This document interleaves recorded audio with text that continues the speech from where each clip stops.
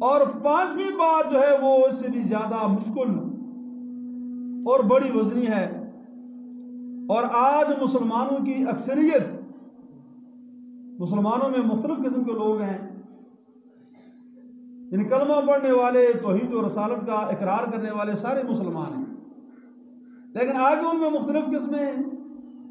کوئی آدمی کلمہ تو پڑھ لیا، اس نے مسلمان ہو گیا، لیکن اب نماز کے نزدیک نہیں آتا۔ کچھ ایسے ہیں جو نماز تو پڑھ لیتے ہیں، روزے کے نزدیک نہیں آتے۔ کچھ ایسے ہیں جو روزہ تو رکھ لیتے ہیں لیکن زکوٰۃ کے نزدیک نہیں آتے۔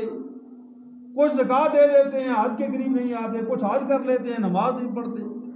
یہ کوئی ایسی بات نہیں ہے کہ آپ کے سامنے روزمرہ کا یہ معمول ہے، لیکن مسلمانوں میں سے وہ مسلمان کہ جو ہمارے معاشرے میں نماز پڑھتا ہو، ہمارے معاشرے میں جو روزہ رکھتا ہو، اس کو ہم بڑا دیندار خیال کرتے ہیں، اس کو ہم بڑا متقی خیال کرتے ہیں، اس کو ہم بڑا پرہیزگار خیال کرتے ہیں کہ بھائی دیکھو یہ شخص جماعت کے ساتھ نماز پڑھ رہا ہے، روزہ رکھ رہا ہے، یہ بڑا دیندار ہے۔ لیکن پچھلے چوتھے نمبر پر جو اللہ کے نبی نے یہ فرمایا کہ جو شخص مسلمانوں کی اجتماعیت سے لگ رہا، اس نے اسلام کا پٹا اپنی گردن سے اتار دیا ہے۔ لیکن پانچویں بات اس سے زیادہ مشکل ہے، اور ہمارے مسلمانوں میں جو گناہگار مسلمان ہیں، جو بے عمل مسلمان ہیں، ان کو تو چھوڑے، وہ مسلمان جو اپنے آپ کو دیندار سمجھتے ہیں، متقی سمجھتے ہیں، پرہیزگار سمجھتے ہیں، دین کا مبلغ سمجھتے ہیں، وہ پانچویں بات کے اندر آج مسلمانوں کی اکثریت ملوث ہے۔ اور وہ بات ایسی ہے کہ اللہ کے نبی نے اس بات پر عمل کرنے والوں کو بھی جہنمی اشارتاً کہا ہے کہ وہ ایسا شخص بھی جہنم کے اندر ہے۔ وہ بات کیا ہے کہ پانچویں بات رسول اللہ صلی اللہ علیہ وسلم نے یہ فرمایا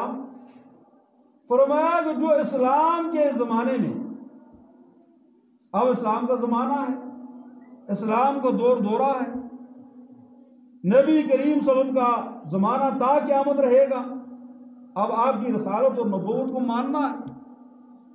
فرمایا جو اسلام کے زمانے کے اندر کلمہ پڑھتا ہو، اپنے آپ کو مسلمان کہلاتا ہو، اور اپنے آپ کو رسول اللہ علیہ وسلم کو امتی کہتا ہو، لیکن فرمایا وہ جاہلی دور کے نعرے لگائے، جو زمانے جاہلیت میں جو نعرے لگائے جاتے تھے، اگر اسلام کے زمانے کے اندر مسلمان ہو کر کوئی شخص ایسے نعرے لگائے گا تو رسول اللہ صلی اللہ علیہ وآلہ وسلم نے فرمایا وہ جہنم میں ڈالے جانے والے خس و خاشاک کے اندر شامل ہو جائے گا۔ یعنی جو جہنم کے اندر ڈالا جائے گا اس کو اللہ کے نبی نے خس و خاشاک سے تشبیہ دی، اور فرمایا جو اسلام کے اندر جاہلی قسم کے نعرے لگائے گا تو وہ بھی ان کے ساتھ جہنم کے اندر داخل کر دیا جائے گا۔ اب جاہلی زمانے کے نعرے کیا تھے؟ آگے انقریب الیکشن کا زمانہ آنے والا ہے، اور اس زمانے میں یہ نعرے بڑے زور شور سے لگائے جاتے ہیں۔ وہ علاقے کا نعرہ ہو پھر بھی وہ جاہلی نعرہ ہے، وہ زبان کا نعرہ ہو پھر بھی وہ جاہلی نعرہ ہے، وہ قوم کا نعرہ ہو پھر بھی وہ جاہلی نعرہ ہے۔ رسول اللہ صلی اللہ علیہ وسلم کے زمانے کے اندر صحابہ کرام کی دو جماعتوں میں ایک پانی کے کنویں پر تھوڑا سا جھگڑا ہو گیا۔ انسان تھے، وہ بھی بشر تھے۔ جب جھگڑا ہو گیا تو وہ جو جاہلیت کا زمانہ تھا، یہ جب بھی انسان جھگڑا ہوتا ہے، لڑائی ہوتی ہے، دو قوموں کا مقابلہ ہو جاتا ہے، دو شخصوں کا مقابلہ ہو جاتا ہے، اس وقت انسان کے اندر کے جاہلیت جو وہ ابھر کر سامنے آ جاتی ہے۔ اس وقت انسان اسلام کو، قرآن کو، نبی کو، ساری باتوں کو بھول جاتا ہے۔ تو وہ ہم ہیں، صحابہ کرام کا زمانہ تھا، تمام کتب حدیث کے اندر تفاسیر پر یہ بات لکھی ہوئی ہے۔ تو ان میں سے ایک شخص نے نعرہ لگایا کہ وہ مہاجرین اور انصار دو گروہ بنے ہوئے تھے۔ مہاجرین جو مکہ سے ہجرت کر کے مدینے گئے تھے ان کو مہاجر کہا جاتا تھا، اور مدینہ والے جو ان کو جگہ دی تھی، ان کی دیکھ بھال ان کو انصار کہا جاتا تھا۔ تو ایک شخص نے اپنی قوم کو پکارا کہ اے انصار والو آؤ، اور مہاجرین نے ہمارے ساتھ لڑائی کر دی اور مہاجرین والوں نے انصار کو پکارا۔ ایک صحابی دوڑتے ہوئے گئے اور انہوں نے جا کر اللہ کے نبی کو اطلاع دی۔ اللہ کے نبی صلی اللہ علیہ وسلم آئے اور آپ نے بڑے غصے کے اندر یہ کہا، فرمایا یہ تم کیا جعلی دور کے نعرے لگا رہے، کیا تم نے اسلام قبول نہیں کیا؟ جب اللہ کے نبی نے تنبیہ کی تو وہ صحابی تھے، اللہ کے نبی کے سچے عاشق تھے، وہ خاموش ہو گئے، دب گئے۔ انہوں نے کہا کہ ہم تو غلط راستے پر نکل گئے ہیں، یہ اللہ کے نبی جو ہمیں بتا رہے ہیں ٹھیک ہے۔ اس لیے اللہ کے نبی نے یاد نہ سمجھیں کہ ہم نے کلمہ پڑھ لیا، مسلمان ہو گئے، بس ہم سبق دوش ہو گئے، بھائی اب ہم جو ہے مسجد کو جاتے ہیں، نمازیں پڑھتے ہیں۔ اسلام کا پورا اسلام کے اپنے جذبات کو، خواہشات کو اسلام کے تابع کرنا۔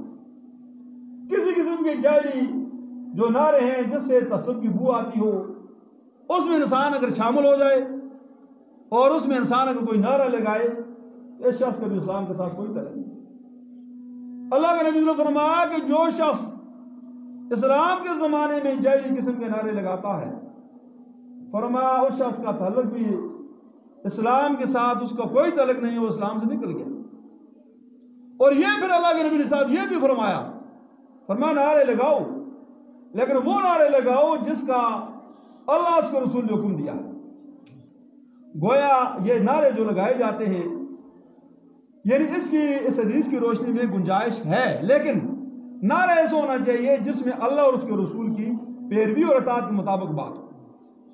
ایسا نعرہ لگانا کہ جس سے شریعت کی حکم ٹوٹتا ہو، نفرت کی بو آتی ہو، وہ جعلی دور کا نعرہ ہو۔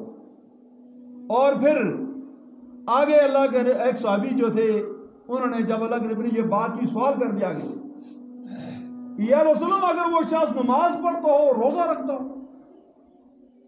اللہ کے نبی نے فرمایا اگر وہ نماز پڑھتا ہو یا روزہ رکھتا ہو، لیکن اس کا ہماری جماعت کے ساتھ کوئی تعلق نہیں ہے۔ اس لیے ایسا نہ ہو کہ ہم کلی طور پر اسلام کے اندر داخل ہو جائیں، ورنہ جو ہے نماز اور روزہ پڑھنے کے باوجود اللہ کے نبی نے کہا اگر وہ نماز پڑھتا ہے یا روزہ رکھتا ہے، لیکن وہ اگر جعلی قسم کے نعرے لگاتا ہے، اس کا ہمارے ساتھ کوئی تعلق نہیں۔ اور پھر آگے اللہ کے نبی نے اور حکم دیا، فرمایا کہ اللہ نے تمہارا نام تم سے پہلے مسلم اور مومن رکھا ہے، جس طرح قرآن کے اندر آتا ہے سورہ حج کے اندر وَسَمَّاكُمُ الْمُسْلِمِينَ مِنْ قَبْلُ وَفِي هَذَا، اس قرآن میں بھی تمہارا نام مسلمان رکھا گیا اور اس سے پہلے بھی تمہارا نام کیا تھا؟ مسلمان تھا۔ لہذا مسلمان سے ہٹ کر، مسلم سے ہٹ کر باقی نعروں پر لوگوں کو جمع کرنا، یہ جاہلیت کی پکار ہے۔ اور اللہ کے نبی نے ایک حدیث میں یہ فرمایا کہ جس نے جاہلیت کی طرف لوگوں کو بلایا، تعصب کی طرف لوگوں کو بلایا، فرمایا وہ شخص بھی ہم میں سے نہیں۔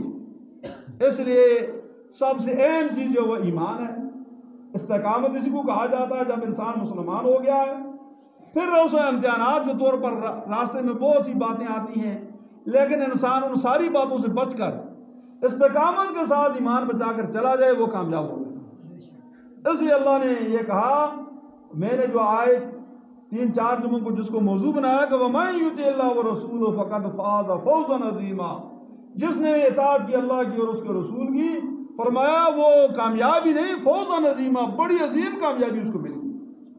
وہ عظیم کامیابی کیا ہے؟ وہ عظیم کامیابی یہ ہے کہ انسان اس ایمان کو ساتھ لے کر قبر کے اندر پہنچ جائے تو یہ کامیابی، وہ کامیاب ہوگا۔ ورنہ جو ہے اگر راستے میں جاتی ہوئے مختلف پگڈنڈیوں پر چل نکلا، یہ ناکام ہو جائے گا۔ اللہ تبارک و تعالی ہم سب کو سمجھ